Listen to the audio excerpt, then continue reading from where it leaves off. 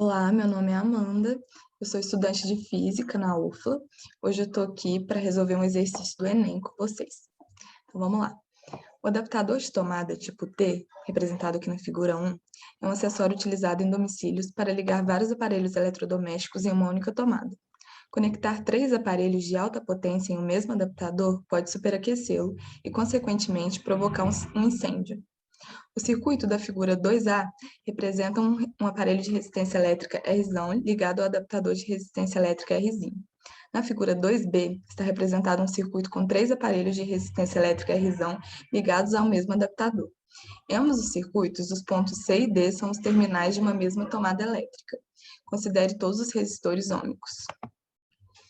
Comparando-se a figura 2D com a figura 2A, verifica-se que o possível superaquecimento do adaptador de tomada acontece em decorrência do aumento da tensão em R, corrente em R, tensão entre C e D, corrente entre C e D, ou resistência equivalente entre C e D. Bom, esse então é o T, ou Benjamin. Eu imagino que todo mundo já deva ter visto um ou utilizado algum em casa. A primeira coisa que eu queria falar sobre esse dispositivo é sobre a tensão dele. Bom, a tensão, ou potencial elétrico, ou diferença de potencial, ela precisa ser sempre definida entre dois pontos. Então, se a gente quiser definir, por exemplo, a tensão entre esses pontos aqui, que são os pinos do nosso adaptador, ela vai ser sempre fixa. Por quê? Porque esses pinos vão ser ligados na tomada da minha casa. E a tomada da minha casa, ela tem uma tensão fixa. Ou ela tem uma tensão de 127 volts ou de 220 volts. Imagino que vocês já tenham ouvido falar sobre isso. Então, olha, aqui no circuito, esses pontos estão sendo representados por C e D. Isso significa que o quê? Que entre C e D, a diferença de potencial vai ser sempre a mesma, 127 ou 220 volts. Logo, a gente já pode excluir aqui a letra C. Por quê? Porque aqui a gente está à procura de qual grandeza vai aumentar quando eu coloco mais dispositivos no meu adaptador. E a tensão entre C e D não vai aumentar, porque ela vai ser sempre a mesma. Então, agora, a gente pode analisar a resistência equivalente entre C e D. Será que ela vai aumentar? Será que é ela que gera o superaquecimento do meu adaptador? Então, a gente vai precisar achar a resistência equivalente tanto em A quanto em B. Aqui em A, como vocês podem ver, a gente tem uma associação em série. Quando a gente tem uma associação em série, para calcular a resistência equivalente, basta somar as resistências. Então, a resistência equivalente vai ser R mais R, simplesmente. Já na figura 2B, a gente tem aqui, ó, uma associação em paralelo entre esses três Rzões, que são os aparelhos conectados no adaptador, e eles estão em série com Rzinho. Então, a gente vai primeiro precisar achar qual é a resistência equivalente aqui desses aparelhos em paralelo, e depois somar com Rzinho. Então, por isso, eu chamei aqui essa parte, esses três aparelhos, de REQ1, resistência equivalente 1. E eles estão conectados em paralelo. Então, para achar a resistência equivalente numa associação em paralelo, a gente pega o inverso da resistência equivalente e ele vai ser igual ao inverso das somas das resistências.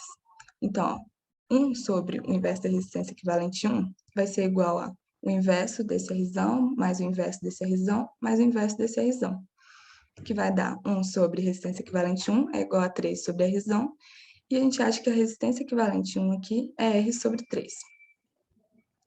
Então, agora, vocês veem que a gente tem uma associação em série. E, novamente, associação em série, a gente vai somar as resistências. Então, a resistência equivalente aqui na figura 2B vai ser R mais a resistência equivalente 1, ou seja, R mais R sobre 3. Com isso, a gente tem aqui agora os valores da resistência equivalente em A e em B. E o que a gente consegue perceber aqui é que de A para B, ou seja, quando eu coloquei mais aparelhos no meu dispositivo, a minha resistência equivalente ela diminuiu. A resistência equivalente em A ela é maior do que a resistência equivalente em B. Por quê? Porque aqui o meu R está sendo dividido por 3, e aqui não. Então, não foi essa grandeza que aumentou, não é ela que está superaquecendo o nosso adaptador. Ó, então, não é a letra E. E como a gente calculou a resistência equivalente entre C e D, fica muito simples para a gente calcular a corrente entre C e D. Então, é isso que a gente vai fazer agora. Para calcular a corrente elétrica entre C e D, tanto para A quanto para B, eu vou precisar usar as leis de Kirchhoff. Então, a primeira coisa que eu preciso fazer para utilizar essas leis é definir um sentido para a minha corrente. Esse sentido sou eu que escolho mesmo. Então, aqui no caso, tanto para A quanto para B, eu estou escolhendo o sentido de C para D. Isso significa o quê? Significa que o meu polo positivo da minha tomada está aqui em C e o polo negativo está em D. Por quê? Porque o sentido convencional da corrente elétrica é do polo positivo para o polo negativo. Então, como a minha corrente elétrica está indo para lá, então ela sai do positivo e vai para o negativo. Bom, então, agora, o que fala as leis de Kirchhoff? Ela fala que quando você está percorrendo um circuito, uma malha, que no caso é só essa partezinha aqui, quando você está percorrendo, você vai somar as tensões, todas as tensões que aparecer, e a soma total tem que dar zero. Então, você vai o quê? Definir também um sentido para você percorrer esse circuito. Aqui nesse caso, a gente pode percorrer de C para D também. E aí, todas as tensões que a gente achar no caminho, a gente vai somando. E isso tem que dar zero. Para a gente somar essas tensões, a gente tem que respeitar o sinal delas. Então, cada tensão vai ter um sinal. E isso vai seguir umas regrinhas. As regrinhas são, ó, se eu estou no polo positivo, a minha tensão vai ser positiva. Se eu estou no polo negativo, a minha tensão vai ser negativa. Quando eu tenho resistores, se eu estiver percorrendo eles no mesmo sentido que a corrente elétrica, vai ser negativo. Se eu estiver percorrendo no sentido contrário à corrente elétrica, vai ser positivo. Então, vamos lá que vai ficar mais claro. Vamos fazer primeiro aqui para a figura 2A. Ó, primeiro, aqui a gente vai ter uma tensão VC nesse terminal da tomada. E ela vai ser positiva, porque eu estou no polo positivo. Então, VC positivo. Agora eu vou somar meu VRzinho aqui, do meu resistor. Como eu estou percorrendo no mesmo sentido que a corrente, ele vai ser negativo. Essa tensão vai ser negativa. A mesma coisa para o VRzão. Vai ser negativo também, porque eu estou percorrendo no mesmo sentido que a corrente elétrica. E o meu VD vai ser negativo, porque está no polo negativo. Isso no total tem que dar zero, segundo a lei de Kirchhoff. Aqui o que eu fiz desse passo para cá foi utilizar a lei de Ohm. A lei de Ohm fala que o quê? Que a tensão é igual a corrente vezes a resistência. Então, aqui no caso, o meu VRzinho vai ser a corrente A vezes o Rzinho. E o VRzão vai ser a corrente A, que é a que está passando por ele aqui, ó, vezes a resistência dele, que é Rzão. E menos VD, igual a zero. Aqui eu só coloquei em evidência, e aqui eu passei para lá essa parte. Então, a gente tem que aqui o VC menos o VD é igual a corrente A, Rzinho mais Rzão. A gente sabe que o VC menos VD é a diferença de potencial da minha tomada. E eu tenho, não sei se vocês lembram, a gente acabou de calcular que o Rzinho mais o Rzão é a resistência equivalente de A. Então, fazendo as contas aqui, a gente tem que a corrente em A, ela é o V da tomada, que é VC menos VD, dividido pela resistência equivalente A. Então, agora vamos fazer a mesma coisa para B.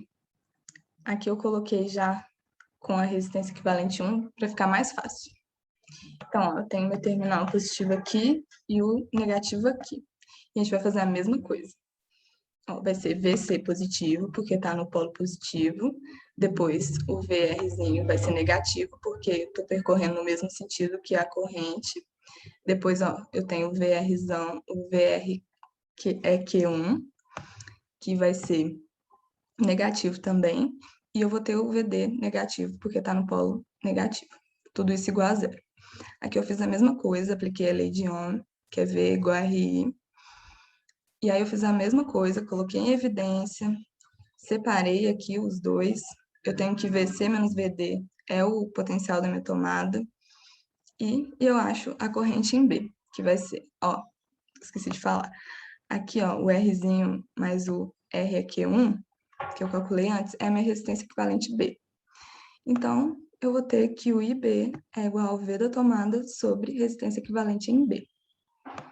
Com isso, eu vou conseguir comparar o que aconteceu com a corrente elétrica entre C e D na figura 2A e na figura 2B. Então, aqui eu tenho os resultados que eu encontrei.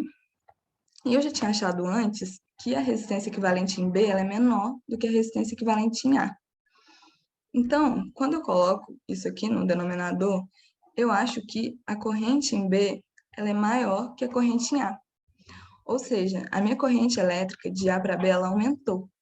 Ou seja, quando eu coloquei mais aparelhos no meu adaptador, houve um aumento da corrente elétrica, que é exatamente isso que eu estava perguntando no exercício. Então, a letra correta é a letra D. A gente pode confirmar essa resposta se a gente olhar a fórmula da potência, que é a potência igual a tensão vezes corrente elétrica. Na minha tomada, eu tenho uma tensão fixa, né? Como a gente já viu. Então, se eu colocar muitos aparelhos na minha tomada, quanto mais eu colocar, mais potência vai ser consumida, certo? Pela rede elétrica da minha casa. Então, mais aparelhos, mais potência. Então, para uma tensão fixa, se eu tenho uma potência aumentando, consequentemente, para equilibrar, a minha corrente elétrica vai ter que aumentar. Então, olha, se eu colocar muito aparelho, a minha corrente elétrica ela só vai aumentando. Se eu colocar aparelhos de altas potências, maior ainda vai ter que ser minha corrente elétrica. E por causa do efeito Joule, do efeito térmico da corrente elétrica, quanto maior a minha corrente, mais calor vai ser gerado. Então, ó, é muito perigoso colocar muitos aparelhos numa tomada só, porque tem o risco de causar incêndio, vai derreter a sua tomada, seus fios, seu aparelho, e é muito perigoso. Então, como alternativa, a gente tem o filtro de linha, por exemplo, porque ele tem componentes elétricos ali dentro, uma chavinha, que ela vai cortar a energia elétrica caso haja uma sobrecarga de corrente elétrica. Então, é bem mais recomendado utilizar o filtro de linha, tá bom? Bom, então era isso. Espero que tenha dado para entender. Qualquer coisa, vocês podem me procurar se tiver alguma dúvida sobre esse exercício. E muito obrigada, tchau.